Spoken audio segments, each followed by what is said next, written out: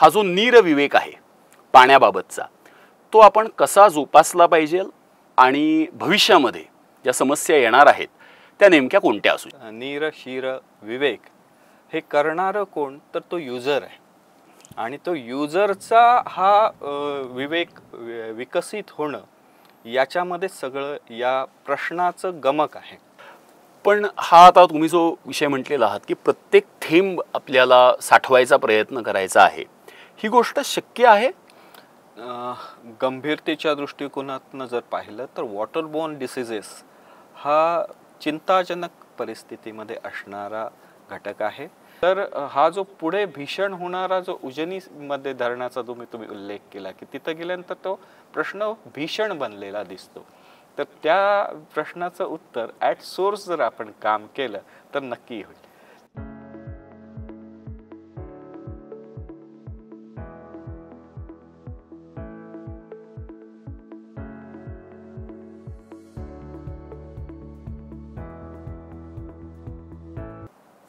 नमस्कार, मी Devdatt. Sustainable development गोल्सच्या आपल्या पॉडकास्टच्या मालिकेमध्ये आपल्या सगळ्यांचं आमच्या विद्यार्थिनींसह मी स्वागत करतो.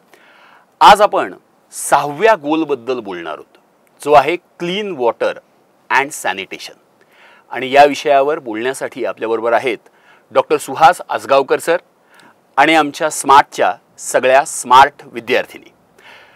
सर, स्वतः डॉक्टर सुहास आसगावकर सर हे पर्यावरण, कृषी आणि पाणी या विषयाचे तज्ज्ञ आहेत. त्यांची डॉक्टरेटसुद्धा या विषयामध्ये आहे आणि या विषयामध्ये ते गेली 22 वर्ष काम करत आहेत. सर, पहिला प्रश्न मला तुम्हाला असा विचारायचा आहे की आपण नीर क्षीर विवेक असं आपल्याला सांगितलं जातं, त्यातला जो दुधाचा विषय आहे तो थोडा बाजूला ठेवूयात. पण ज्या वेळेला महाराष्ट्राचं सरासरी तापमान हे आज 42 ते 44 डिग्री सेल्सिअस आहे आणि जगभरामध्येही आपण तापमान वाढीचा जो खूप मोठा प्रश्न आपल्या सगळ्यांसमोर आहे, अशा वेळेला हा जो नीरविवेक आहे पाण्याबाबतचा तो आपण कसा जोपासला पाहिजे आणि भविष्यामध्ये ज्या समस्या येणार आहेत त्या नेमक्या कोणत्या असू शकतील? नमस्कार. आज आपण 6व्या सस्टेनेबल डेव्हलपमेंट गोलच्या संदर्भामध्ये बोलतो आहोत. क्लीन वॉटर आणि सॅनिटेशन हा विषय घेऊन आपण हा पॉडकास्ट करतो आहोत. मला असं वाटतं की तुम्ही जो विषय ज्या विषयापासून सुरुवात केली, नीर शीर विवेक हे करणारं कोण तर तो युजर आहे आणि तो युजरचा हा विवेक विकसित होणं याच्यामध्ये सगळं या प्रश्नाचं गमक आहे. प्रश्न निर्माण केलाय युजरने, वापरकर्त्याने त्याचा प्रश्न निर्माण केलाय आणि त्यामुळे त्याचं उत्तर पण त्या वापरकर्त्याकडेच आहे. साधारणपणे जगाच्या जर विचार केला तर जगाच्या 17% जी पॉप्युलेशन आहे ते आपलं भारताचं पॉप्युलेशन आहे. आता पहिल्या नंबरला भारत आहे आणि फ्रेश वॉटरचे जे सोर्सेस आहेत ते 4%च आहेत एकूण जगाच्या. आणि त्यामुळे त्या वाढत्या लोकसंख्येचा जो दबाव येतो आहे अवेलेबल असलेल्या पाण्यावर तर तो मोठा आहे. दुसरी गोष्ट, याच्यामधला जो पाण्याचा पुनर्वापर, पाण्याच्या शुद्धता, पाण्याची क्वालिटी या विषयाचा ज्यावेळी आपण विचार करतो तर त्यावेळेस खूप मोठा स्कोप या आपल्या पाण्याच्या वापराच्या बाबतीमध्ये निश्चित आहे. एका बाजूने आपण पाहतो आहोत की जागतिक तापमान वाढीचा परिणाम आपल्याकडे होतो आहे आणि त्या जागतिक तापमान वाढीच्या परिणामामध्ये मान्सूनचं सायकल जे आहे ते थोडंसं डिस्टर्ब होताना पाहतो आहोत. उशिरा येणारा मान्सून आहे. जेव्हा मान्सून साधारणपणे सप्टेंबरच्या आसपास मान्सून परतीच्या प्रवासाला लागतो तर तो आता लांबतोय. हो. आणि मध्ये असलेली ऑक्टोबर हीट थोडीशी कमी झाली आणि वर्षभर काही ना काही स्वरूपामध्ये, मग तो पाऊस असेल, मग ते गारा असतील, कधी दव असेल, अशा वेगवेगळ्या पद्धतीने पाण्याचं आपल्यापर्यंत जे अवतरण होते ते होत आहे. आणि म्हणून हे जे बदलत्या हवामानामध्ये 4ही महिन्यामध्ये पसरलेला होता, विभागलेला होता. आत्ता पाऊस पडत असताना इंटेन्स पाऊस पडतो आहे. Intense. आणि त्यामुळे पाण्याची धारण करण्याची जी जमिनीची क्षमता आहे त्या क्षमतेपेक्षा ते पडणारा पाऊस हा जास्त असल्यामुळे पडणारं पाणी हे पटकन वाहून जातं आणि ते समुद्राला जाऊन मिळते. आणि मला असं वाटतं की या सगळ्या टप्प्यामध्ये आपण या पडणाऱ्या पावसाच्या एक एक थेंबाचं जर मॅनेजमेंट केलं, व्यवस्थापन केलं, तर आपल्या प्रश्नाचा जो नीर शीर विवेक आणि हवामान बदलाला अनुकूल आपल्याला जीवन पद्धती, पर्यावरणपूरक जीवन पद्धती करायची, ते आपण साधू शकू. पण हा आता तुम्ही जो विषय म्हटलेला आहात की प्रत्येक थेंब आपल्याला साठवायचा प्रयत्न करायचा आहे, ही गोष्ट शक्य आहे आणि असेल तर कोणत्या माध्यमात? हां, शब्दशः त्याला आपण असं नको म्हणूया. साधारणपणे नद्या पण वाहत्या राहिल्या पाहिजेत. साधारणपणे महाराष्ट्राचा जर आपण विचार करू तर महाराष्ट्रामध्ये जेवढा पाऊस पडतो आणि आपण पूर्ण क्षमतेने जरी आपण सगळा पाऊस अडवायचा ठरवला, तर इथलं जी जिओलॉजिकल कंडिशन आहेत, इथले जी धारण करणारे जे ॲक्विफर्स आहेत, त्यांची क्षमता ही फक्त 30% पावसाचं पाणी जे येतं ते धारण करण्याचं आहे. उरलेला मात्र तो वाहून जाणारच आहे. आणि त्यामुळे जसं आपण पाण्याचा दृष्टिकोनातून ज्यावेळी पडणाऱ्या पावसाचा विचार करतो, याच्यातला दुसरा टप्पा जो आहे तो त्याच्याकडे थोडंसं लक्ष वेधू इच्छिन, तो म्हणजे इव्हापोट्रान्स्पिरेशनचा रेट. पाऊस आपल्याकडे जो पडतो आहे मध्य महाराष्ट्र आणि पश्चिम मराठवाडा हा, याचा जर विचार केला तर साधारणपणे 650 mm आसपास पाऊस पडतोय. हा पडणारा पाऊस त्याचं परत वापस ढगामध्ये जाण्याचं जे वेग जो आहे, ज्याला इव्हापोट्रान्स्पिरेशन म्हणतात, तो 1800 mm ते 2200 mm. म्हणजे पडणाऱ्या सर्वसामान्य भाषेमध्ये पडणाऱ्या पावसाच्या तिप्पट वेगाने हे पाणी बदलत्या हवामानामध्ये वर चाललेलं आहे. त्यामुळे मुळातच धारण क्षमता कमी झाली. जमिनीला खत दिल्यामुळे त्याची जी जमिनी कडक झालेल्या आहेत आणि जी त्याची क्षमता जी आहे पाणी धारण करण्याची ती कमी झाली. रनऑफ वाढलाय, रनऑफच्या सोबत इरोजन वाढलंय आणि इरोजन वाढल्यामुळे जे जे जलस्रोत आहेत त्याच्यामध्ये गाळ साचलाय. त्यामुळे त्याच्याही क्षमता हळूहळू कमी होत आहेत. आणि या सगळ्याचा आपल्याला विचार केवळ पाणी म्हणून नाही तर संपूर्ण इकोसिस्टम, परिसंस्थेचा विचार आपल्याला या अनुषंगाने करावा लागेल. आपण क्लीन वॉटर बद्दल बोलतोय. येस. तर शुद्ध पाण्याची नेमकी व्याख्या काय? आणि बऱ्याचदा आपण शुद्धतेच्या फारच काय आपण म्हणूयात अति काळजीच्या ज्या कल्पना करतो, ज्यातनं आज पुण्यामध्ये काय किंवा कोणत्याही शहरामध्ये किंवा प्रत्येक घरामध्ये आज आरो आलेले आहेत. तर हे जे आरोचं पाणी आहे हे शुद्ध असतं, पण बऱ्याचदा अनेक डॉक्टरांचंही असं मत असतं की तुम्ही फार आरो वापरू नका, त्याची गरज नाही आहे, निसर्गाने तुम्हाला बऱ्याच गोष्टी दिलेल्या आहेत. तर त्याबद्दल तुमचं मत काय?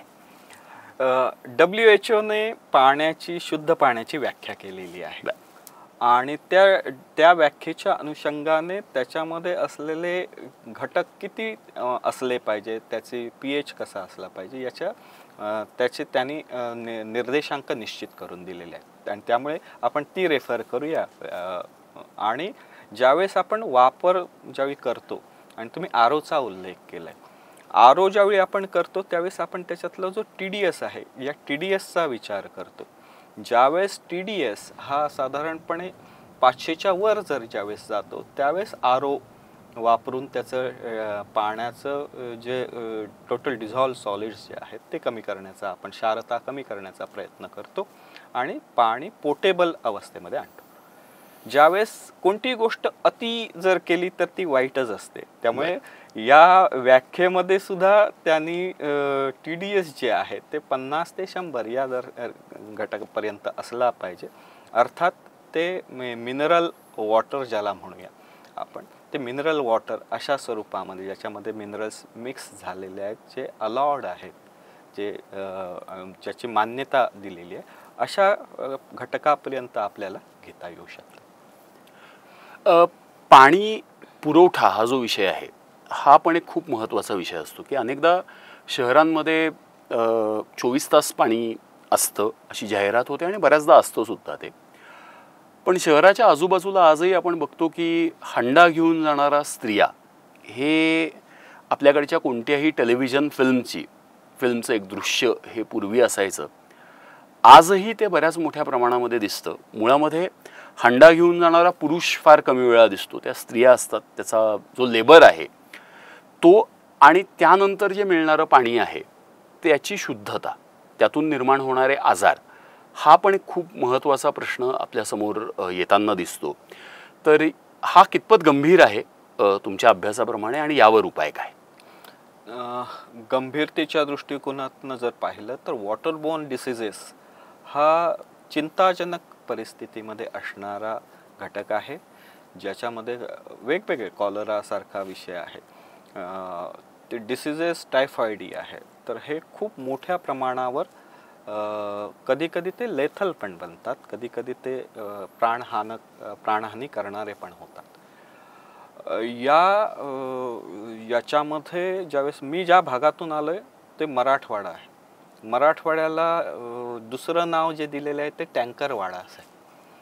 म्हणजे टँकर शिवाय तिथली तहान भागत नाही अशी काहीशी परिस्थिती त्या भागाची निर्माण झालेली आहे.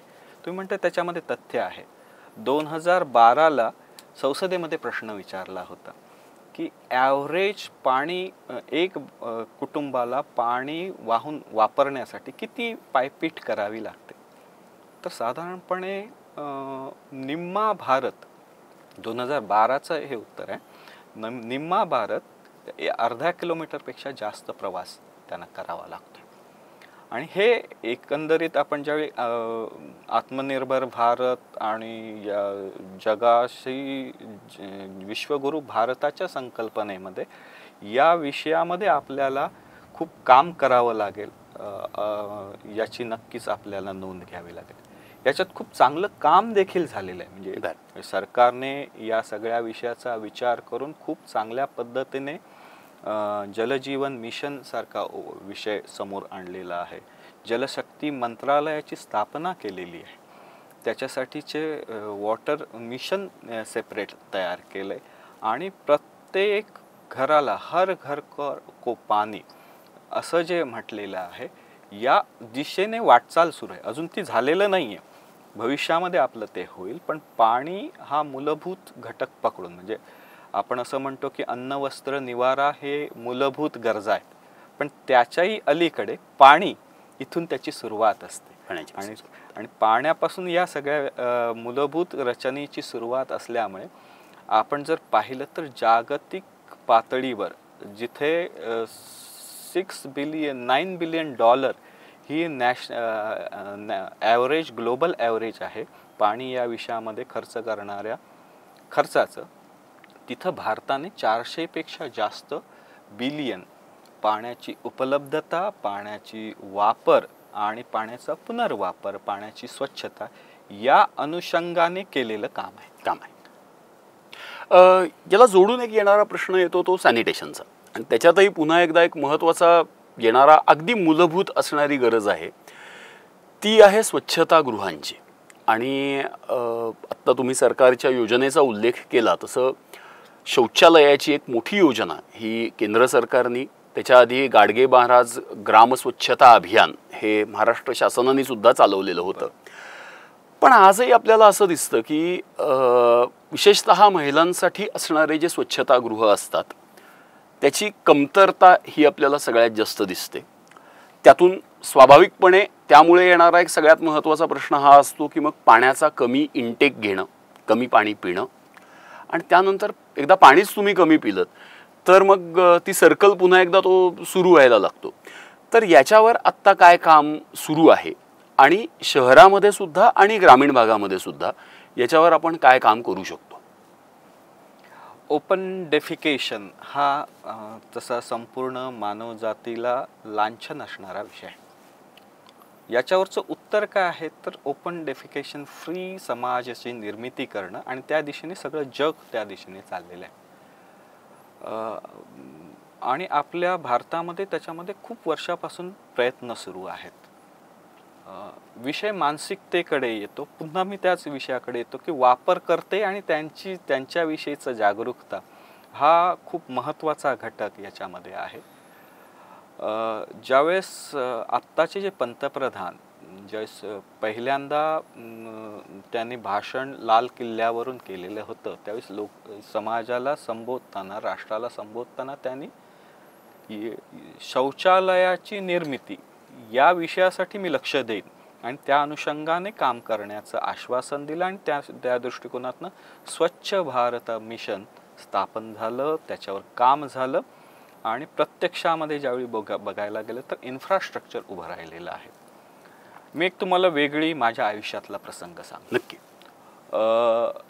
मी कॉलेज दापोली ॲग्रिकल्चर युनिव्हर्सिटीमध्ये शिक्षण घेतलं आणि त्यानंतर अखिल भारतीय विद्यार्थी परिषदेच्या सूचनेनुसार वनवासी भागामध्ये काम करायला सुरुवात केली.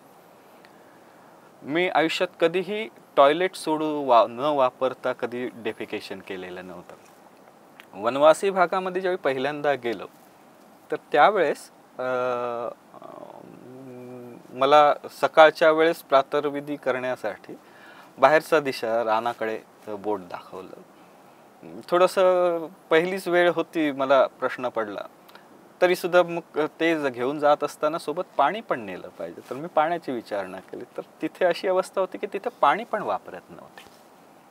म्हणजे पान किंवा दगड याचा उपयोग या सगळ्या त्याच्या पुढच्या नंतरच्या स्वच्छतेसाठी इथपासून असणारा आपला समाज आहे. आणि तिथून गेल्यानंतर ज्या गावामध्ये ही स्थिती होती, त्यानंतर आम्ही बचत गटांच्या महिलांच्या मेळाव्यातून आम्ही शौचालयाला जात असू तर आम्ही त्याच्यासोबत पाणी घेऊन जाणार, त्याचा वापर करणार. शौचालयातून ते पाणी वापरल्यानंतर आम्ही हात धुणार आहोत, याच्या प्रत्यक्ष आम्ही प्रतिज्ञा घेतल्या, त्याचा अवलंब करण्याचा प्रयत्न केला. आणि ज्या गावामध्ये हे घडलं होतं की ज्या गावामध्ये हा अनुभव मला आला, तसं त्या परिसरामध्ये सगळीकडेच होता. त्या गावाने नंतर थोडं पुढं हे मिशन गाडगेबाबा अभियान सुरू झालं आणि त्यानंतर स्वच्छ भारत मिशन सुरू झालं. याच्यामध्ये भाग घेतला आणि प्रत्यक्ष त्या विभागामधलं पहिलं पारितोषिक त्यांना मिळालं की जे 100% आता शौचालय बांधलेत, वापरतायत आणि त्यानंतर शौचालयाच्या स्वच्छ पाण्याचा आणि सॅनिटेशनचा आग्रह बाकीच्याही गावांना ते करतायत. हा विभाग कोणता होता आणि हे गाव कोणतं होतं? हे साधारणपणे खानदेशामधलं नंदुरबार जिल्ह्यामधलं बोकळझर नावाचं जे गाव आहे, तिथे सावरट नावाचं गाव आहे. अशी मी खूप गावं सांगू शकेन या भागामधली की ज्या ठिकाणचं परिवर्तन मी प्रत्यक्ष डोळ्यांनी पाहिलेलं. मला वाटतं आपण सस्टेनेबल गोल्सबद्दल बोलतोय आणि एका गावाने इतकं मोठं परिवर्तन केलेलं आहे, त्यावेळेला त्या सगळ्या ग्रामस्थांसाठी, कार्यकर्त्यांसाठी आणि त्या गावासाठी आपण आत्ताही एकदा जोरात टाळ्या वाजवूयात. याला जोडून एक प्रश्न पुढे येतो की शहरामध्ये, आता मी पुण्याचा आहे, पुण्यामध्ये त्या अर्थाने पाणी बऱ्यापैकी आहे, मुबलक आहे, खरं तर हेवा वाटावा इतपतही आहे. पण असं लक्षात येतं की पुणंच नाही पण जी सगळी शहरं आहेत त्या शहरांना पाणी पुरवठा करणारी जी धरणं आहेत, त्या धरणांचा विकास हा काही दशकांपूर्वी खडकवासल्यासारखं धरण असेल तर काही म्हणजे आता जवळपास 100 वर्षापेक्षा जास्त काळ हा त्याला झालेला आहे. आणि पुण्याचा विकास जर आपण बघितलं किंवा फुगवटा जर पुण्याचा म्हटला, विकासापेक्षा फुगवटा म्हणणं मला वाटतं जास्त योग्य होईल, तो फुगवटा हा जवळजवळ 60 किलोमीटरचा झालेला आहे. म्हणजे आणि त्यावेळेला अगदी पुण्याची हद्द आपण आज लोणावळ्यापर्यंतही घेतली तरी हरकत नाही, पण पुणे शहराच्या आजूबाजूला ज्या वेळेला आपण जातो त्यावेळेला जागेची किंमत ही 10,000 रुपये स्क्वेअर फीट असते, नवीन जागेची किंवा जुन्याही जागेची. भाड्याने तुम्ही गेलात तर 15-20 हजार रुपये किमान महिन्याला भाडं असतं. आणि अशा वेळेला तिथे पाण्याची उपलब्धता नसते. म्हणजे 2 विषय सांगितले जातात. एक म्हणजे बोर आहे जी उन्हाळ्यामध्ये आटतेच, कारण शेवटी ग्राउंड वॉटर असतं ते, नाहीतर मग ट्रँकर. तर तुम्ही मग अशी ट्रँकर वाडा असा उल्लेख केलात, पण आज सगळीकडे म्हणजे शहरांमध्ये सुद्धा आज आपण मोठ्या स्कीम्स आहेत पण तिकडे ट्रँकरनीच पाणी जाताना आपण बघतो. आणि मला ना कधी कधी असं वाटतं की हा आपल्यासमोर असणारा पुढचा खूप मोठा संघर्ष आहे, पाणी पुरवठा हा. तर या समस्येकडे कसं बघता आणि याच्यावर उत्तर काय असू शकतं? 2-3 गोष्टी आपण याच्या अनुषंगाने करू शकू. सगळ्यात महत्त्वाची गोष्ट, जसं नागरीकरण वाढतं आहे आणि आता जवळजवळ अशी अवस्था आली की 50% लोकसंख्या ही नागरी भागामध्ये राहते आहे आणि 50% ग्रामीण आणि आदिवासी भागामध्ये राहते. या 50%च्या अनुषंगाने स्मार्ट सिटी आणि त्याचं नियोजन हे या दृष्टिकोनातनं काम, म्हणजे आपलं एक सस्टेनेबल डेव्हलपमेंट गोल याही विषयाचं आहे की स्मार्ट सिटीज आपण कसे क्रिएट करू आणि त्या अनुषंगाने त्याच्या मूलभूत इन्फ्रास्ट्रक्चरवर काम करावं लागेल. जसं याच्यामध्ये मी संभाजीनगरवरून आलो आणि संभाजीनगरच्या महानगरपालिकेने एक खूप छान गोष्ट केलेली आहे. ते ज्यावेळी प्रॉपर्टी टॅक्स घेतात त्या प्रॉपर्टी टॅक्समध्ये त्यांनी सूट दिलेली. कोणत्या विषयाला सूट दिली? जर आपण रूफ वॉटर हार्वेस्टिंग केलेलं जर असेल तर त्या रूफ वॉटर हार्वेस्टिंगचे जर आपण त्याच्यामध्ये उल्लेख केला तर त्याला त्यांनी याच्यामध्ये प्रॉपर्टी टॅक्समध्ये त्यांनी सूट दिली. तर असे बंधन ज्यावेळेस एखादा विकासक तिथली कॉलनी विकसित करत असतो, डेव्हलप करत असतो, तर त्यावेळेस तिथे येणारी संख्या, लागणारं पाणी आणि त्याचं जसं आपण फायर फायटिंगसाठी पाण्याची व्यवस्था करतो, तर पाण्यासाठीची ज्याला काय म्हणूया पुरेशी टाकी ज्याला जसं आपण तुम्हाला अजून एक गंमत सांगतो की भारतामध्ये मद्य बनवणाऱ्या कंपनी मोठ्या प्रमाणावर आहेत आणि मद्य निर्मिती होते. या मद्य निर्मिती करणाऱ्या कंपनीना कंपल्शन केले किंवा शीतपेय करणाऱ्या कंपनीला कंपल्शन केले की जेवढं पाणी तुम्ही वापराल तेवढं पाणी जमिनीमध्ये जिरवण्याची व्यवस्था करायची. तर ह्याच धर्तीवर नवीन कॉलनी विकसित करताना त्याच्या पाण्याची व्यवस्था आपण सुनिश्चित करूनच त्याची परवानगी आपल्याला मिळू शकली पाहिजे. सुहासजी, मी इम्युनिटी हा जो विषय आहे त्याचा मी 2 पॅरामीटर ठेवलेले आहेत. हे बरोबर आहेत का तुम्ही मला सांगा? एक म्हणजे असं आहे की जो उत्तम आणि कुठलीही पाणीपुरी खाऊ शकतो आणि पचवू शकतो त्याची इम्युन सिस्टम चांगली. त्यासाठी माझं आणि माझ्या विद्यार्थिनींचं असं मत आहे की सुदैवाने आमचे कोविडचे रिपोर्ट निगेटिव्ह आले होते आणि त्याबद्दल आमचं असं मत आहे की आम्ही पाणीपुरी खायचो, त्यामुळे आम्ही कोविडसुद्धा पचवू शकलो. आणि दुसरा एक प्रयत्न असा करतो की ज्या गावामध्ये जातो शक्यतोवर तिथे प्लास्टिकच्या बाटलीतलं पाणी प्यायचं नाही. तिथली लोक जे पाणी पितात ते पिण्याचा प्रयत्न करायचा. तर हे योग्य आहे का?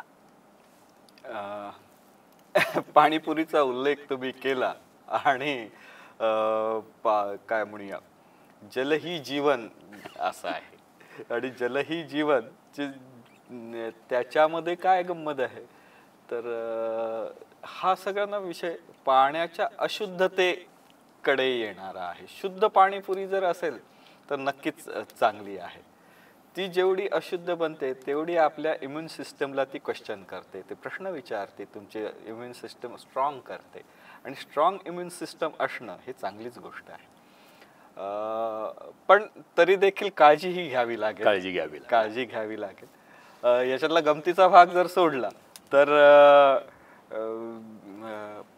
पाण्यामधल्या फिल्टर्स हे खूप महत्त्वाचे काम करतात, जे अशुद्धी बाजूला करतात. पाण्यात विरघळलेले घटक जर जे आपण ज्याचा विचार करतो त्यावेळेस आपण त्याला आर ओ सिस्टम्सचा विचार करतो. आणि त्यामुळे आपलं शरीर हे शेवटी जर पूर्ण शरीराचा विचार केला, आपल्या शरीराचा 70% भाग जो आहे पाण्याने बनलेला आहे आणि त्यामुळे पाणी खूप मॅटर करतं. आपल्या शरीराच्या रोगप्रतिकार क्षमतेमध्ये पाणी हा महत्त्वाचा घटक आहे. ज्यावेळेस आपण ग्रामीण भागामध्ये जातो तर ग्रामीण भागामध्ये पूर्वी आपण कधीही गेलो तर समोर पाण्याचा ग्लास पेला आणि त्याच्यासोबत गुळ द्यायचा असं देत होते. आज ती संस्कृती बाटलीमध्ये बदललेली आहे आणि ती एका अर्थाने आम्ही चांगलं तुमच्याकडे पाणी देतो हा जो काही भाव तयार झालेला आहे, तर तो मी त्या दृष्टिकोनातनं त्याच्याकडे पाहतो. पण स्वतः गाळून पिलेलं जर पाणी असेल, गरम केलेलं पाणी असेल, ज्याला काय म्हणूया उष्ण केलेलं पाणी असेल, हे कधी चांगलं पाणी. भारतामध्ये एक गंमत आहे. भारतामध्ये आंघोळीसाठी गरम पाणी वापरतात आणि पिण्यासाठी थंड पाणी वापरतात. खरं ते उलटं असलं पाहिजे.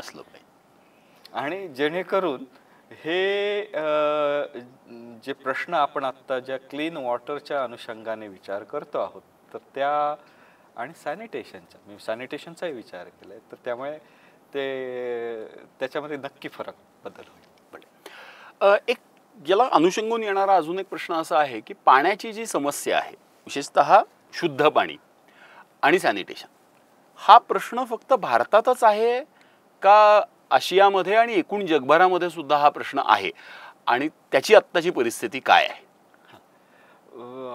साधारणपणे जगाचा जर विचार केला तर सेफली मॅनेज्ड वॉटर असा जर विचार केला तर अजूनही 29% पॉप्युलेशनला ते मिळतच नाही. 29% म्हणजे जवळजवळ 1/3 पॉप्युलेशनला. दुसरा जो भाग आहे, मागच्या 2 वर्षापूर्वीची न्यूज होती की केपटाऊन शहर आहे की जे पाण्याची अवेलेबिलिटी नाही म्हणून खाली करावं लागेल अशी स्थिती निर्माण झाली होती. तिथल्या सरकारने बऱ्यापैकी काळजी घेतली आणि आता तिथं काम सुरू आहे. माझ्या सुदैवाने मला इस्रायलमध्ये काम करण्याची, तिथल्या एका फेलोशिपच्या निमित्ताने तिथला समाज समजून घेण्याची संधी मिळाली. आत्ता आपण जे टेबलवर पाणी पिलेलं आहे ते साधारणपणे पहिल्यांदा वापरलेलं पाणी किंवा पहिलं पाणी पितो. तिथं आमच्याकडे जे पाणी यायचं ते 17व 18व वेळा वापरलेलं पाणी. असं पाणी शुद्ध करण्याची टेक्नॉलॉजी चांगली झालेली, ती अफोर्डेबल होईल आणि ती सर्वसामान्याला वापरता येईल अशा पद्धतीचं तंत्रज्ञान आपल्याला आपल्या भारतासाठी विकसित करावं लागेल. आणि तुम्ही एशियन कंट्रीजचा विचार केलाय, थर्ड वर्ल्ड कंट्रीजचा विचार केलाय, त्या ठिकाणी ही अफोर्डेबिलिटी या विषयाकडे मी लक्ष वेधू इच्छितो की सायंटिस्टना अजून संधी आहे की आपण असे कोणते एरियाज आयडेंटिफाय करू की ज्याच्यामुळे हे पाणी क्लीन करणं हे परवडेल. पाण्याची शहरामध्ये पाणी नाही आणि बाजूला जलाशय आहेत, म्हणजे मी जायकवाडीचा मुद्दाम उल्लेख करेन, तर पाणी अवेलेबल आहे पण पाणी वाहून आणण्याची आणि त्याची वितरण करण्याची जे व्यवस्थापन लागतंय ते बिघडलेलं आहे. आणि मग तिथं एक स्कोप आहे की ज्या ठिकाणी आपण वापर करू शकतो. मी आज इथं आलोय आणि परवा मी संभाजीनगर मधल्या एका खाम नदीच्या शेजारच्या गावामध्ये गेलो होतो, जिथं एक विदारक स्थिती पाहिली आणि मी विचार करायला लागलोय की आपण खूप मोठ्या गप्पा मारतो आहोत. त्या ठिकाणी खाम नदीमध्ये ज्या ठिकाणी सांडपाणी त्या नदीमध्ये सोडलं होतं आणि ती नदी एका अर्थाने फारच खराब पाणी, घाण पाणी तिथून वाहत होतं. तिथलं पाणी कपडे धुण्यासाठी तिथल्या महिला घेऊन जात होत्या. म्हणजे एका बाजूने स्वच्छ पाण्याची उपलब्धी असा जसा विषय आहे तसं पाण्याचा पुनर्वापर, ते पुन्हा नैसर्गिक स्रोतामध्ये ज्यावेळी सोडू आपण, तर आपण खराब केलंय मग ते स्वच्छ करण्याची जबाबदारी आपलीच आहे. आणि मग त्या दृष्टिकोनातनं विकसित करायचा जो नागरी ज्याला सिविक सेन्स म्हणूया, ही सिविक सेन्स आणि सिविक रिस्पॉन्सिबिलिटी आपल्याला करावी लागेल. मी अजून एका विषयाकडे लक्ष वेधू इच्छितो. अजून अशी स्थिती नाही आली की आपल्याकडे पाण्याच्या बाबतीमध्ये की साधारणपणे आंघोळ करायची जर असेल तर आपल्याला एक 15 लिटर 20 लिटर आपण म्हणतो. काही ठिकाणी राजस्थान सारख्या भागामध्ये कपडा ओला करून त्याच्यापासून अंग पुसण्यापर्यंतची स्थिती आहे. आंघोळ केलेलं पाणी बाजेवर ठेवून आंघोळ करून खाली पाणी गोळा केलं जातं. अशाही स्थितीमध्ये राहणाऱ्या आपल्याच भारतामधला काही समाज आहे. आणि त्यामुळे आपल्यालाही ठरवावं लागेल की आम्ही माझ्या आयुष्यामध्ये पाणी किती जपून वापरता येईल, कमी करता येईल का. मग तो नळ सोडलेला असेल तर आपल्याला त्याच्याऐवजी याच्यामध्ये मगमध्ये पाणी घेऊन, तांब्यामध्ये पाणी घेऊन मला वापरता येईल का. मी पाण्याचा ज्यावेळी वापर करतोय, मला जेवढं पाहिजे तेवढंच पिण्यासाठी मी पाणी घेईन का? इथपासून छोट्या गोष्टीपासून ते नॅशनल आणि इंटरनॅशनल लेवलपर्यंत त्याला जावं लागेल. आत्ताच आपण विचार करतो आहोत आणि ज्यावेळेस भारत पाकिस्तानचे संबंध पाणी या विषयाशी त्याचा महत्त्वाचा पाणी त्याच्यातला महत्त्वाचा रोल बजावत आहे. आणि त्यामुळे जे इंटरनॅशनल ट्रीटीज आहेत किंवा भारतामध्ये सुद्धा ज्यावेळी याचा विचार केला जातो तर त्याचं एक नियामक मंडळ बनवलेलं आहे. महाराष्ट्रामध्ये पिण्याच्या पाण्याला प्राथमिकता हे म्हटलेलं आहे. त्यानंतर मग इंडस्ट्री वापराच्या दृष्टिकोनातून आणि तिसरा हे जो पर्याय जो आहे तिसरा वापराची प्रायोरिटी ही शेतीसाठी म्हटलेली आहे. आणि त्यामुळे जसं जसं मगाशी तुम्ही विचारल्याप्रमाणे जशी जशी शहरं वाढत जातील तसं वापराचा जो टक्का जो आहे हा नागरी वापरासाठी वाढत जाईल. आणि त्यामुळे नागरी वापरासाठी जर वाढत गेला तर त्याचा पुनर्वापर ते स्वच्छ करणं, त्याचं पहिल्यांदा आपल्याला कमी वापर करायचा आहे, पाण्याच्या वापरावर बंधनं आणायची, वापरलेलं पाणी पुन्हा स्वच्छ करायचं आहे, त्याचा पुन्हा वापरायचं आहे आणि निसर्गाला स्वच्छ जे निसर्गाने आपल्याला चांगलं दिले तसंच निसर्गाला परत करायचं. तुम्ही सांगत असताना एका गोष्टीचा उल्लेख मला राहवत नाहीये म्हणून करतो. इथे महर्षी कर्वे स्त्री शिक्षण संस्थेमध्ये आम्ही साधारणपणे गेली अनेक वर्ष वॉटर रिसायकलेशन करतोय. आमचा प्लांट पण आहे. अर्थात आमच्या महाविद्यालयापुरतं ते मर्यादित आहे, पण निश्चितपणे याच्यावरती एक आमच्याकडनं एक खारीचा वाटा उचलण्याचं काम आम्ही करतोय.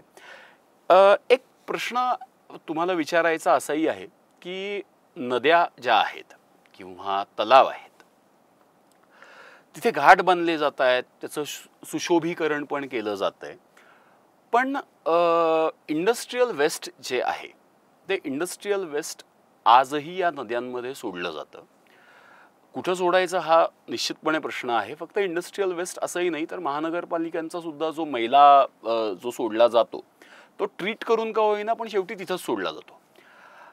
याच्यावर उपाय काय? आणि त्याला अनुषंगून एक जो गंभीर मुद्दा आहे की पुणे, पिंपरी चिंचवड, मावळ या सगळ्या भागातून ज्या नद्या प्रामुख्याने येतात, मग त्याच्यामध्ये मुळा, मुठा, पवना, भीमा नदीच्या ज्या सगळ्या ट्रिब्युटरीज आहेत या शेवटी पुढे उजनी धरणापर्यंत जातात आणि त्यानंतर येणारे जे पुढचे प्रश्न आहेत ते आपल्यासमोर येतात.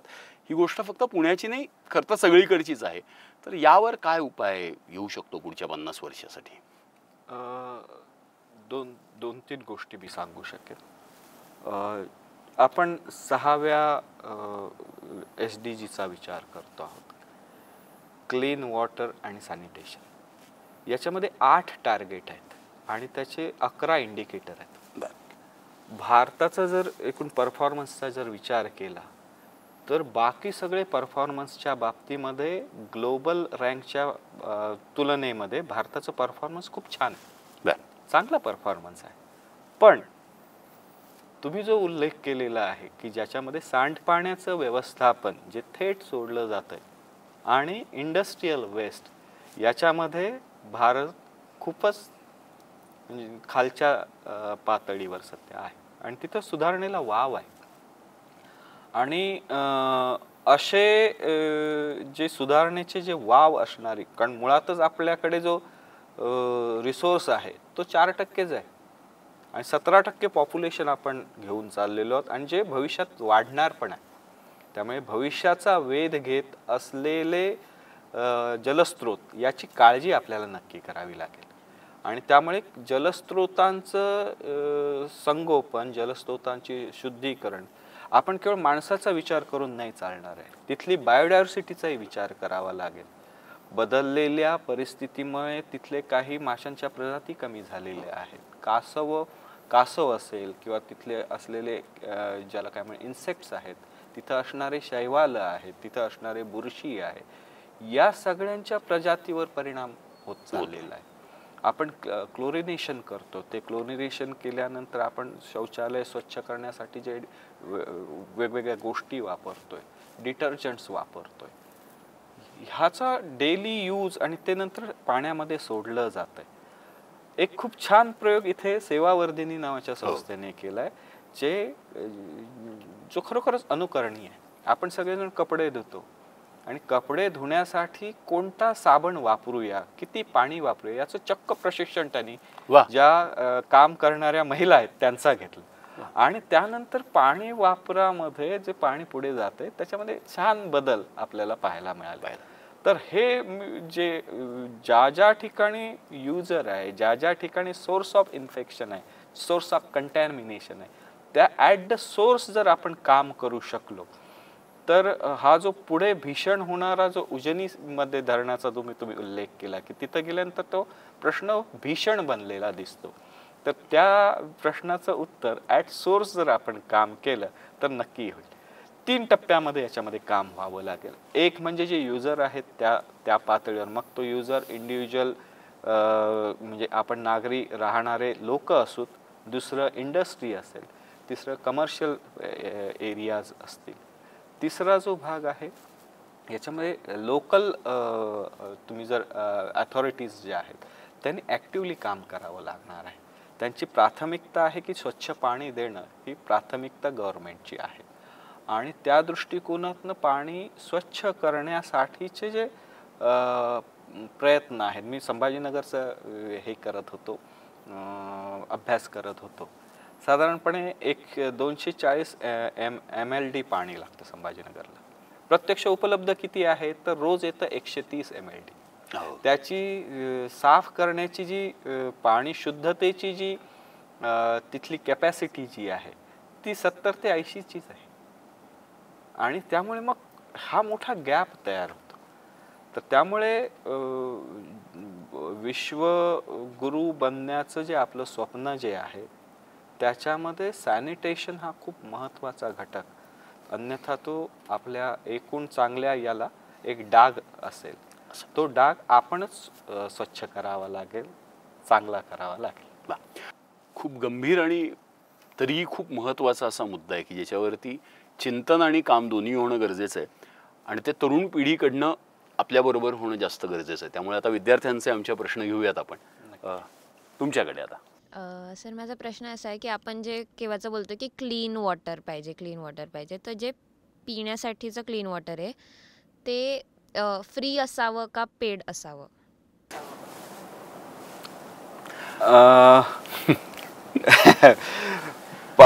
पाणी हे मुळात जे आहे ते स्वच्छच आहे, म्हणजे जे वरून येतंय आपल्याला ते इकडे आल्यानंतर गढूळ बनतंय, त्याच्यात अशुद्धी मिक्स होते.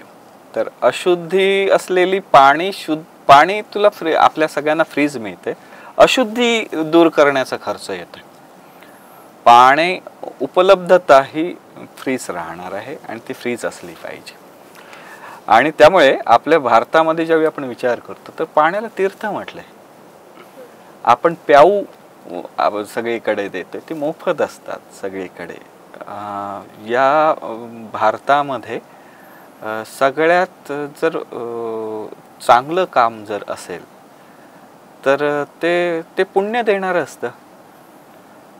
म्हणून एवढे राजे महाराजे होऊन गेलेत, पण पुण्यश्लोक जे म्हटलंय ते फक्त अहिल्या देवीनाच म्हटलंय. आणि त्यांनी जागोजागी पाणवठे तयार केलेत, विहिरी बांधल्यात, तलाव बांधले आणि ते तलाव बांधून स्वच्छ पाण्याची व्यवस्था त्यांनी केलेली आहे. म्हणजे ते तुम्ही जर मुद्दाम पूर्वीची जर रचना पाहिली असेल, मी या विषयाला अजून थोडं पुढे नेतो. म्हणजे शुद्ध पाण्याचा आणि उपलब्धतेच्या दृष्टिकोनातनं राजाने काय केलं पाहिजे तर अहिल्यादेवीसारखं काम नक्की केलं पाहिजे.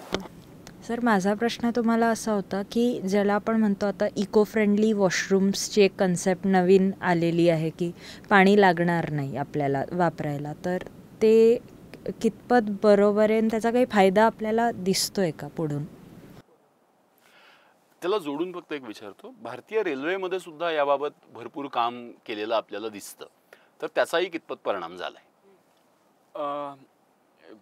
पाणी आणि सॅनिटेशन याच्यामध्ये खूप छान छान प्रयोग भारतभर होत आहेत. आणि त्याच्यातला समोर आलेला जो भाग आहे तो इको टॉयलेट. आणि इको टॉयलेट हा खूप छान संकल्पना आहे, ज्याच्यामध्ये पाण्याचा वापर करताना त्या टॉयलेटचा आपण ज्यावेळी वापर करू त्यावेळी तो कमी असतो. ज्यावेळेस त्याची पुन्हा इको टॉयलेट आहे ती जी काय अशुद्धी तयार झाली असते त्याचंही पुन्हा प्रक्रिया करावी लागते. ती प्रक्रिया करायला लागणारा जो हे असतो तो थोडासा त्याच्यामध्ये पाण्याचा वापर होतो. पण ज्यावेळेस आपण यूज करतो त्याच्यामध्ये त्याच्यातला वापर कमी झालेला नक्की आहे. आणि त्याच्या जी पुढच्या विषयाची जी तयारी ज्या ठिकाणी ती चांगली असेल, पुढचं व्यवस्थापन ज्या ठिकाणी चांगलं असेल त्या ठिकाणी इको टॉयलेट हा चांगला पर्याय आहे. सर तुम्ही मगाशी उल्लेख केल्याप्रमाणे मी सुद्धा टँकर वाड्यात नेते, त्यामुळे बऱ्याचदा माझ्या उन्हाळ्याच्या सुट्ट्या सगळं पाणी भरण्यातच गेल्यात. तर माझा असा प्रश्न आहे की मराठवाड्याला जेव्हा आपण म्हणतो की अतिशय दुर्गम भाग आहे जिथे पाणीच पोहोचत नाही, आणि दुसरीकडे आपण दुबई किंवा सिंगापूरसारखे देश किंवा छोटे म्हणजे शहरं बघतो जिथे समुद्राचं पाणी आहे तरीसुद्धा त्या पाण्यावर प्रोसेसिंग करून ते पाणी पोहोचवलं जातं. तर मग मराठवाडा असेल, राजस्थान असेल, या भागांमध्ये हे का होऊ शकत नाही? आणि दुसराच त्याला लागून हाच प्रश्न आहे की मी सांगितलं तसं मराठवाडा दुर्गम आहे कारण पाणी नाही आहे, हाही कुठेतरी मुद्दा येतो. तर पाण्याचा देशाच्या इकॉनॉमीवर कसा परिणाम होतो? नक्कीच. म्हणजे वसाहत किंवा कोणती कॉलनी बनते तर ती बनते कुठे? भारताचा ज्यावेळी विचार करू तर भारत जो बनलेला आहे ना, वसलेला जो आहे, सगळी नगरं ही पाण्याच्या भोवती, पाणवठ्याच्या भोवती वसलेली आहे. केवळ नदीकाठालाच वसले तसे नाही, नदीकाठा त्याच्यातला महत्त्वाचा स्रोत. पाणी आपल्याकडची जी परंपरागत पद्धत आहे ती डोक्यावरून हंडा घेऊन पाणी आणणं, आणि तो डोक्यावरचा हंडा हटवण्यासाठीच आपण सगळेजण कार्यरत आहोत. म्हणजे मला सांगायला आनंद वाटेल, म्हणजे डोक्यावरचा हंडा 2012च्या दुष्काळामध्ये अशी अवस्था होती की आता एक व्हायरल व्हिडिओ पण झाला आहे की एक महिला खाली उतरते जीवावर उदार होऊन, आणि ती खालून जे काही छोटासा झरा आहे ते झऱ्यातलं पाणी उचलते आणि वर नेते आहे. आपण पर्टिक्युलर तुम्ही मराठवाड्याचा विचार केलाय तर मराठवाड्याची मी मुद्दाम थोडी हे मांडतो. मराठवाड्याचा दगड असा आहे की ज्याच्यामध्ये लेणी कोरली गेलीत, आणि थोडा बहुत असाच दगड जो ॲक्विफर आहे तो 80% महाराष्ट्राच्या वाटी आलेला आहे. या बॅसाल्टिक रॉक हा जे आहे कॉम्पॅक्ट बॅसाल्ट याची जलधारण क्षमता किती आहे? जलधारण क्षमता हार्डली 2% आहेत. ज्या त्याच्या सांधी आहेत, फॉल्ट्स आहेत, क्रॅक्स आहेत, त्याच्यामध्ये ते पाणी साचलेलं असतं. ॲमॅगडॉल्डल बसाल्टमध्ये, मांजऱ्या खडकामध्ये ती क्षमता थोडी वाढते, आणि त्यामुळे ज्याच्यामध्ये जिथं ते पाणी साठवलं जाणार आहे त्याचीच मुळात क्षमता मर्यादित आहे. आणि दुसरा जो घटक आहे तो पडणारा पाऊस हा आता अनियमित झाला आहे, आणि त्यामुळे जलस्रोत जे नैसर्गिक जलस्रोत तरी देखील पूर्वीपासून लोक राहत नाही आहेत का? तर लोक राहत आहेत. त्याच्या अनुषंगाने त्यांनी त्यांची शेती अवलंबलेली होती. म्हणजे जर तुम्ही हे पाहिलं असेल, उस्मानाबादचा, धाराशिवचा जर परिसर पाहिला असेल तर तिथं मोठ्या प्रमाणावर दूध होतं. म्हणजे तिथला पेढा, कुंथलगिरीचा पेढा प्रसिद्ध आहे. आणि त्या कुंथलगिरीचा पेढा का प्रसिद्ध आहे? तर तिथं गायी मोठ्या प्रमाणावर आहेत. गायी का मोठ्या प्रमाणावर आहेत? तर तिथं गवत मोठ्या प्रमाणावर बनतं, ज्वारी तिथं मोठ्या प्रमाणावर आहे, आणि ते हे सगळं निसर्ग आधारित जीवन पद्धती आहे. पर्यावरणपूरक जीवन पद्धती जर आपण करू तर एवढं वर्षानुवर्ष दुष्काळ असलेला हा सोलापूरचा भाग असेल, सांगोल्याचा भाग असेल, धाराशिवचा भाग असेल, तरी देखील लोकांनी त्याच्यातली उत्तरं शोधलेली आहेत. डोक्यावरून पाणी वाहून आणणं ते हर घर नल इथपर्यंतचा प्रवास आपल्या पिढीला करायचा आहे, आणि त्या सगळ्यामध्ये आपल्याला कॉन्ट्रीब्यूट करायचं आहे. आणि ते आता होताना दिसतंय. म्हणजे एका बाजूने टँकर वाड्याचा मी उल्लेख केला, टँकर येताना दिसत आहेत. थोडेसे काही ना टँकर राजकीय टँकर पण आहेत. तर त्यामुळे त्याचाही एकदा आपल्याला कधीतरी विचार करावा लागेल. काही टँकर राजकीय आहेत, काही टँकर खरेखुरेच आहेत की ज्या ठिकाणी पाऊस पडलेला नाही. आम्हाला 2011-12 पासून आम्ही काम करतो पाणी या विषयामध्ये. मी ज्या संस्थेला रिप्रेझेंट करतोय त्याने आतापर्यंत 84 गावात काम केले. ज्या गावामध्ये लोकांनी त्या कामामध्ये उतरलेत प्रत्यक्ष जलसंधारणाच्या कामामध्ये उतरून काम केलं आहे, त्या ठिकाणी टँकर लागणार नाही ही खात्री आहे. आतापर्यंत लागलेला नाही. का बरं लागला नाही? तर त्यांनी प्रत्यक्ष त्याच्यात काम केलेलं आहे आणि त्यामुळे ते पाणी वापर हा मला पुरवून वापरायचा आहे. माझी प्राथमिकता असेल पिण्याच्या पाण्याची, माझी प्राथमिकता असेल वापरण्याच्या पाण्याची, माझी प्राथमिकता असेल नंतर जनावरांसाठीच्या पाण्याची आणि नंतर शेतीसाठी आणि बाकी उद्योगाच्या पाण्यासाठीची, असं त्या गावकऱ्यांनी ठरवलंय. त्याचं जर कोणी बेसुमार वापर करत असेल तर त्याच्यावर बंधनं आणलीत. हे सगळे वॉटर युजर ग्रुप आहेत. ग्राउंड वॉटर, आता अटल भूजल योजना आली, त्याच्यामध्ये अटल भूजल योजनेच्या माध्यमातून या सगळ्या ज्या ठिकाणी क्रिटिकल आणि ज्याला काय म्हणूया क्रिटिकल वॉटरशेड्स आहेत, त्या ठिकाणी मुद्दामहून तिथल्या भूजलाची रचनाचा विचार करून, तिथल्या जिओलॉजीचा विचार करून तिथे स्पेशल एफर्ट्स घेतले जात आहेत आणि त्याच्यामुळे 200 फुटाच्या खाली बोर केलं जाणार नाही. हा या भूजल योजनेच्या जो भूजल कायदा आला त्याच्यामुळे त्याच्यावरही बंधनं आली. गव्हर्नमेंट त्याच्या बाजूने करत आहे. प्रश्न असा आहे की आपण त्याचं किती पालन करतो आहोत. तर आपण सजग व्हावं लागणार आहे आणि जिथं जिथं या कायदा मोडला जातोय, जिथं जिथं अशा आपल्याला लक्षात येतंय, तर आपला जो सिविक सेन्स आहे, हा सिविक सेन्स जागृत करण्याची जास्त गरज आहे. मी 84 गावांचा उल्लेख केला. 84 पैकी 50 गावं अशी आहेत की ज्या ठिकाणी लोकांनी त्याच्यामध्ये सहभागिता नोंदवली आणि त्या ठिकाणी टँकर नाही लागला. आणि त्यामुळे करायचं म्हटलं तर नक्की छान त्याचे रिझल्ट आहेत, पण त्याच्यामध्ये लोकांची सहभागिता. त्याच्यातली अजून एक गंमत सांगतो. पहिल्यांदा आम्ही काम करत होतो तर लोक असं कमरेवर हात ठेवून सांगायचे, अरे असं नाही, असं बदल करा बरं का, हे काम करा. नंतर आम्ही त्यांना म्हटलं की चला आपण गावासाठीच काम करते तर तुम्ही आमच्यासोबत काम करूया. तर ते आले तर हे प्रश्न कमी झाले. तिसऱ्या टप्प्यामध्ये म्हटलं की तुम्ही काम करा, आम्ही सहभागी होतो. ही ज्यावेळी जनचळवळ बनली तर त्यावेळेस हे विषय मार्गी लागले. मी 7 जचा विचार करतो. सगळ्यात महत्त्वाची गोष्ट असते जलसंपदा. जल, जन, जंगल, जानवर, जैवविविधता, गोसंपदा आणि ऊर्जा संपदा, भूसंपदा. ह्या सगळ्या संपदा हे नैसर्गिक संसाधन आहेत आणि हे निसर्ग बिघडलेला नाही, निसर्गाला आपण बिघडवलंय. आणि जर आपण बिघडवलंय तर सुधारणा कोण करणार? आम्ही बिघडलो तर सुधारणार आम्हीच. त्यामुळे एक गीत आहे आपल्याकडे, आम्ही बिघडलो तुम्ही बिघडा ना.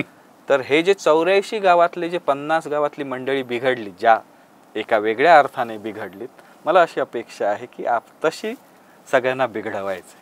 घड्याघड्यातनं बिघडवली नक्की. माझा प्रश्न असा आहे की आपल्याकडं नारा लावतात की असं पाणी अडवा, पाणी जिरवा, पण आज इंडस्ट्रीज वाढल्या तेवढ्या, तर आपल्या जमिनी कमी झालेल्या आहेत. तर हे शक्य आहे का आता पाणी अडवणं आणि पाणी जिरवणं? त्याच्याशिवाय पर्याय नाही. कॉन्क्रिटीकरण वाढतं आहे. म्हणजे आजच्या विषयाचा तो स्कोप नाही, पण तो एकूण आपला विचार पण केला पाहिजे. एकूण आत्ता नाबार्डचा एक रिपोर्ट पब्लिश झाला आणि भारतभरामधली शेतकऱ्यांची जमीन धारणा किती आहे, लँड होल्डिंग किती आहे, तर ॲव्हरेज लँड होल्डिंग ही 0.70 हेक्टर्स, म्हणजे 2.25 एकर हे लँड होल्डिंग आहे. आणि तुम्ही विचार करा ना की 2.25 एकर जर माझ्याकडे जमीन आहे तर मी त्याच्यामध्ये पाणी वाचवण्यासाठी, जिरवण्यासाठी मी माझी जमीन देऊ शकतो का? तर प्रॅक्टिकली वैयक्तिक पातळीवर असं वाटतं की माझी जमीन घेऊ नका, त्यांच्या जमिनीमध्ये पाणी अडवू असं आहे. तर त्यामुळे तुम्ही म्हणते त्याच्यात तथ्य आहे की पण असा विचार करून चालेल का? जे लोक याच्या पलीकडे जातात की मी माझ्याच्या पलीकडे जातात, तिथं मात्र चांगलं उदाहरण हे पाहायला मिळतं. मी आत्ता जो उल्लेख केला मगाशी की खाम नदीच्या परिसरामध्ये जिथं वापरलेलं सांडपाणी कपडे धुण्यासाठी वापरत होते, त्याच्याच बाजूचं गाव आहे ज्या गावामध्ये मला प्रत्येक घरी नळाने पाणी पोहोचलेलं आहे. प्रत्येक घरामध्ये पिण्याचं पाणी मिळतंय, स्वच्छ वापरण्याचं पाणी मिळतंय. पुणेकरांना मिळत नाही, पण तिथल्या लोकांना गरम पांघोळीचं पाणी पण मिळतंय. ते तिथल्या ग्रामपंचायतीने केलं. वा. तर असे आदर्श गावं ही आपल्याला नक्कीच म्हणजे एकटं गाव होऊन चालणार नाही, अशी आपल्याला करावी लागेल. तिसरी अजून एक गोष्ट सांगतो, म्हणजे कदाचित चैत्राम पवारांचा तुमचा परिचय झाला असेल, ज्यांनी बारीपाडा हे जे वनवासी आदिवासी गाव आहे, या गावाचा कायापालट करण्यामध्ये महत्त्वाची भगीरथाची भूमिका बजावली. त्या गावाशी काम करण्याचा योग मला काही निमित्ताने आला. तिथल्या लोकांनी तिथल्या ज्या विहिरी ज्या आहेत, एकूण गावाची लोकसंख्या जर घरं पाहिली शेतकरी तर 110 कुटुंब आहेत. विहिरी किती आहेत? 82 कुटुंब. एकूण 45 विहिरी आहेत. या 45 विहिरी पण शेती करतात 110 लोक. म्हणजे ते विहिरीसुद्धा सामूहिक पद्धतीने वापरत आहेत. कदाचित आपल्याला प्रत्येक घराला, मगाशी तुम्ही म्हणत होता की प्रत्येक घराला बोर कशाला पाहिजे, आपण ते सामूहिक पद्धतीने वापरू शकू का? नवीन संकल्पना आणण्याची गरज मला या निमित्ताने वाटते. जगण्यामध्ये आपण माणूस हा ना समाजप्रिय सामाजिक प्राणी जर आहे, तर सामाजिक प्राण्याला नवीन नियम, जर वातावरण बदललंय, हवामान बदललंय, तर बदलत्या हवामानानुसार आपल्यालाही काही नागरी संस्कार आपले बदलावे लागते. थँक्यू.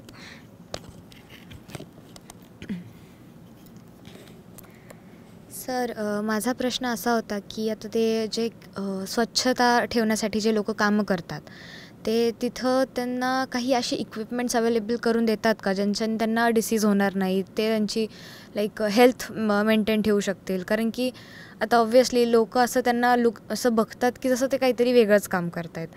सो लाईक काही त्यांच्यासाठी असे काही आहेत का लाईक अवेलेबल इक्विपमेंट्स? हो, तुम्ही खूप महत्त्वाच्या विषयाला छेडलेला आहे. आपल्या सगळ्यांना शहर स्वच्छ पाहिजे, राहतो ते स्वच्छ पाहिजे, पण करतं कोण आहे? आणि ते एका दृष्टिकोनातनं आपल्या या मंदिराचे पुजारी आहेत. जे स्वच्छ मंदिर आपल्याला मिळतं त्याचे पुजारी आहे. आणि हे पुजारी अत्यंत अनहेल्दी कंडिशनमध्ये असतात. संभाजीनगरमधल्या अशा काम करणाऱ्या मंडळींचं मी हेडगेवार हॉस्पिटलमध्ये असतो, तर हेडगेवार हॉस्पिटलचे एक केंद्र चालतं. त्यांनी स्वच्छता कर्मचाऱ्यांचीच आरोग्य तपासणी केली. आणि त्या आरोग्य तपासणीमधून लक्षात असं आलं की व्यसनाधीनता मोठ्या प्रमाणावर आहेत, त्वचेचे आजार आहेत, श्वसनाचे आजार त्यांना लागलेले आहेत. आणि हे सगळे ज्याला काय म्हणूया की व्यवसाय आधारित असणारे आजार आहे. अदरवाईज त्यांना ते हे आजार नसले असते. आणि त्यामुळे अशा विषयासाठी एक म्हणजे मॅनहोल स्कॅव्हेंजरसाठी एक कायदा 2013ला भारत सरकारने केला, ज्याच्यामध्ये आग्रह असा आत्ता धरला जातो की मॅनलेस काम होऊ शकतंय का, याचा आग्रह नक्की सरकार करतंय. सरकारच्या बाजूने प्रयत्नही आहेत, पण समाजाची गरज आणि सरकारचे प्रयत्न याच्यामध्ये बरीच तफावत देखील आहे. आणि या विषयाकडे आवर्जून लक्ष देऊन केलं पाहिजे आहे. आणि हा जो घटक आहे, याची व्यसनाधीनता, याची पुढची पिढी, याही विषयाकडे आपल्याला नक्की काम करावं लागेल. त्याच्यात गॅप्स आहेत आणि आपल्याला आवर्जून त्या विषयात काम केलंच पाहिजे अशा गटाला.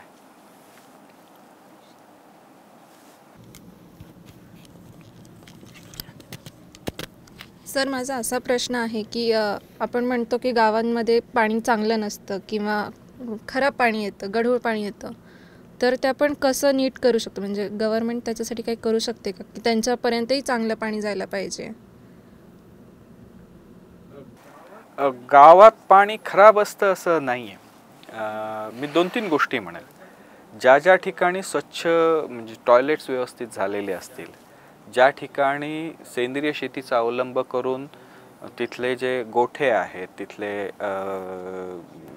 शेण ज्या ठिकाणी पडतं तिथे गायरी म्हणतात, ते स्वच्छ करून तिथं चांगल्या पद्धतीने ते मॅनेज केलेलं जर असेल तर अशा ठिकाणी पाण्याचे कंटॅमिनेशनचे चान्सेस कमी असतात.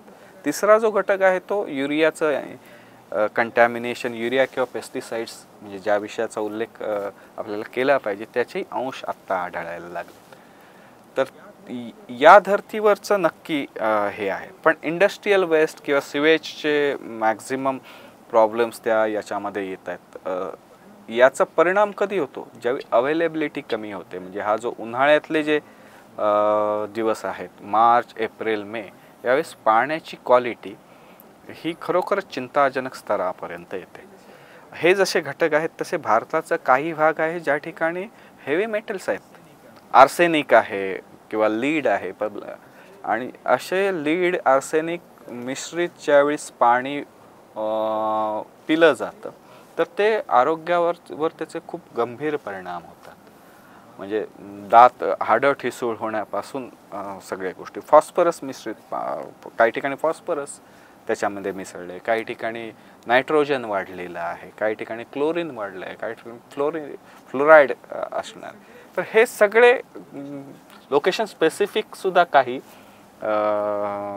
प्रॉब्लेम्स आहेत आणि त्यामुळे त्या पाण्याला त्या ठिकाणी जी ट्रीटमेंट आहे ती करावी लागेल. शुद्ध पाणी ही आपली गरज आहे आणि शुद्ध स्वच्छ पाणी हे आपल्याला पुढे नेईल. विषय इतका महत्त्वाचा आहे. खरं तर पाण्याला जीवन असं म्हटलेलं आहे आणि जीवनाशी निगडीत असाच हा प्रश्न आहे. मग अशी सरांच्या बोलण्यामध्ये त्यांनी भगीरथ प्रयत्न असा एक शब्दप्रयोग केलेला होता आणि मला असं वाटतं की आपल्याकडे येणाऱ्या या ज्या सगळ्या गोष्टी असतात तो एका वेगळ्या अर्थाने आपला इतिहास असतो. त्यामुळे जर यमुना आपल्याला स्वच्छ करायची असेल, कालिया मर्दन जर आपल्याला करायचं असेल तर ते काम एका कृष्णाचं नसतं तर ते गोपाल कृष्णाचं असतं. गोपाळ कृष्ण असं म्हणत असताना कृष्णाबरोबर त्याचे जे सगळे सवंगडी येतात त्यांना आपण गोप असं म्हणतो आणि त्यानंतरच गोकुळ तयार होतं. त्यामुळे हा असा प्रयत्न डॉक्टर सुहास आसगावकरांबरोबर, त्यांच्या संस्थेबरोबर आणि आपण असे जे वैयक्तिक प्रयत्न आपल्या वनरूम किचनपासून ते बंगल्यापर्यंत सगळीकडे करू, त्याच वेळेला सस्टेनेबल गोल आपण निश्चितपणे गाठू शकू. तर असं गोप आणि गोपाळ असं होण्याची आपण गरज आहे. त्यासाठीच या पॉडकास्टचा आम्ही प्रयत्न केलेला आहे. आज डॉक्टर सुहास आसगावकर सर आमच्याबरोबर आले, त्याबद्दल मी त्यांचे आभार मानतो आणि त्यांच्यासकट सगळ्यांनाच एक आवाहन करतो, एक विनंती करतो की आमच्या स्मार्टच्या या चॅनलला तुम्ही लाईक करा, शेअर करा, सबस्क्राईब करा. थोडासा फायदा आम्हाला जरी झाला तरी काही हरकत नाही, पण हे सस्टेनेबल गोल्स लोकांपर्यंत जास्तीत जास्त पोचवा. आणि मला वाटतं तुम्ही एक गीत पण या विषयामध्ये केलेलं आहे, पाणी या विषयाबद्दल, तर त्यांनी आपण समारोप करूयात. मी आपल्या सगळ्या उपक्रमाचं कौतुक करू इच्छितो आणि एक व्रत घेऊन आपण सगळीकडे जाऊया. हे गीत माझं नाही आहे, पण मी जे ऐकलेलं आहे ते नक्की हे मांडू इच्छितो.